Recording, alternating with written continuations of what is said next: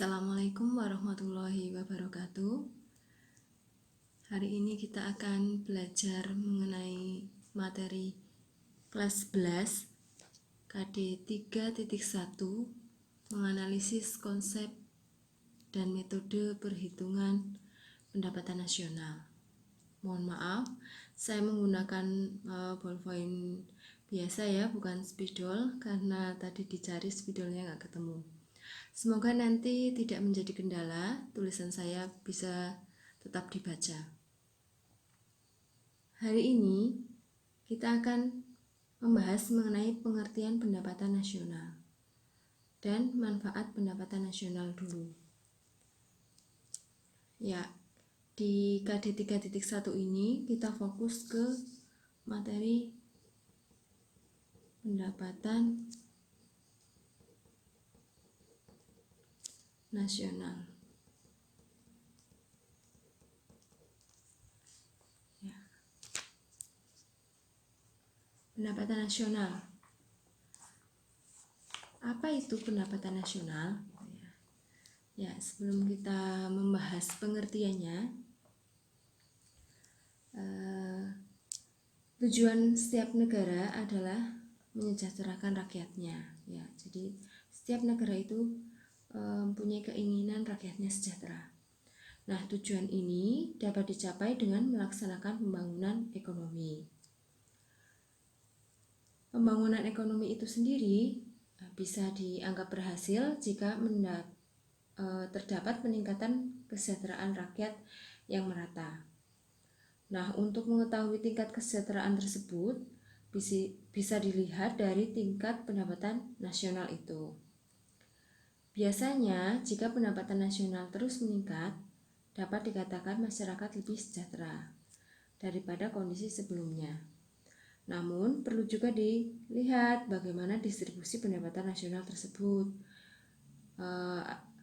Misalkan ada negara yang mempunyai pendapatan nasional tinggi, tapi distribusinya itu tidak merata, berarti terdapat masyarakat yang masih belum sejahtera. Itu ya. Nah, mengenai pengertian pendapatan nasional, ya, yang akan kita bahas pertama yaitu A. Pengertiannya dulu. Ya, pengertian pendapatan nasional.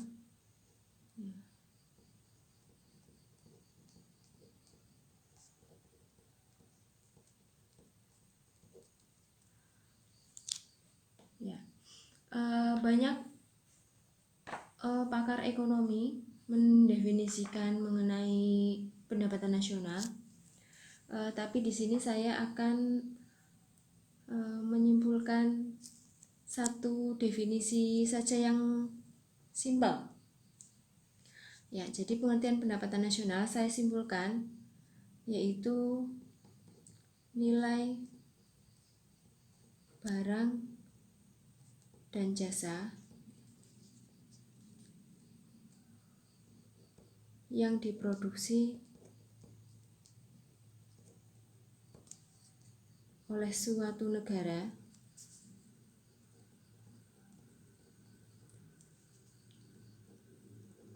dalam satu tahun tertentu.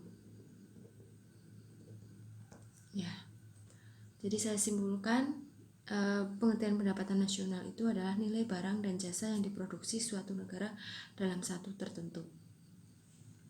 Ya, nanti berarti kalau kita menghitung pendapatan nasional, itu kita menghitung nilai barang dan jasa yang diproduksi satu negara. Ya, nggak usah pusing ya, nanti kita menghitung nilai barang dan jasanya itu kalau dalam soal-soal latihan itu nanti sudah diketahui komponen-komponennya, sehingga nanti kita tinggal menghitung sesuai dengan rumusnya. Ya, saya kira untuk pengertian pendapatan nasional sudah sangat jelas sekali bahwa pendapatan nasional itu adalah nilai barang dan jasa. Ya, ada barang dan jasa di sini yang diproduksi. Ya, barang dan jasa yang diproduksi suatu negara dalam 1 tahun ya. Jadi kata kuncinya ada barang dan jasa yang diproduksi dalam 1 tahun ya, itu pengertiannya. Kemudian ngapain sih ya kita pelajari pendapatan nasional? Ngapain kita menghitung pendapatan nasional? Ada manfaatnya enggak? Ya, ternyata pendapatan nasional itu kalau kita pelajari, kalau kita hitung, itu ada manfaatnya. Ya, nanti kita akan bahas di materi yang kedua ini, manfaat pendapatan nasional.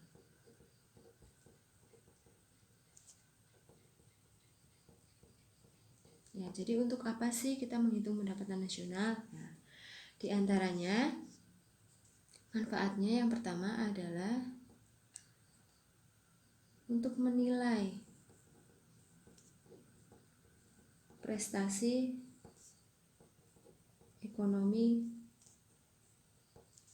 suatu negara. Ya. Kita bisa menilai prestasi ekonomi suatu negara dari pendapatan nasionalnya.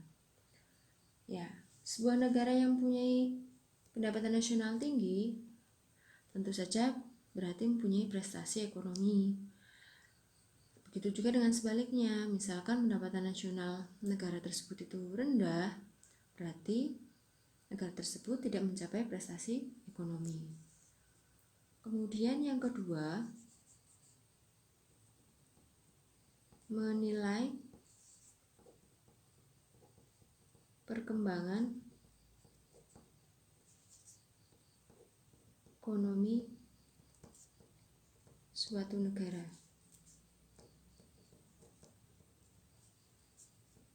Dari waktu ke waktu. Ya, kita bisa menilai perkembangan ekonomi suatu negara dari waktu ke waktu dilihat dari pendapatan nasional negara tersebut. Jika negara tersebut itu mempunyai pendapatan nasional yang tinggi, berarti mengalami perkembangan. Begitu juga dengan sebaliknya, jika pendapatan nasionalnya itu rendah, berarti negara tersebut mengalami kemunduran. Begitu ya. Kemudian yang ketiga, membandingkan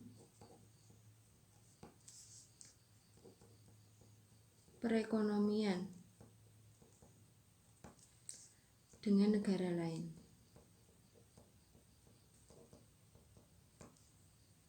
Ya. Perekonomian suatu negara itu dapat dibandingkan dengan perekonomian negara lain dengan melihat pendapatan nasional masing-masing negara tersebut. Contohnya misalkan perekonomian Indonesia dengan perekonomian Singapura dapat dibandingkan dengan melihat pendapatan nasional Indonesia dan Singapura tersebut. Biasanya perekonomian yang lebih maju seperti Singapura itu ditandai oleh pendapatan nasional yang lebih tinggi dibandingkan dengan Indonesia.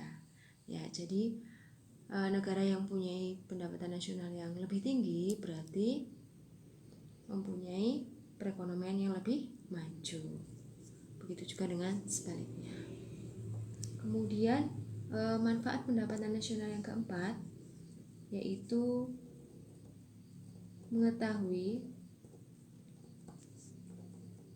pertumbuhan ekonomi dan pendapatan per kapita.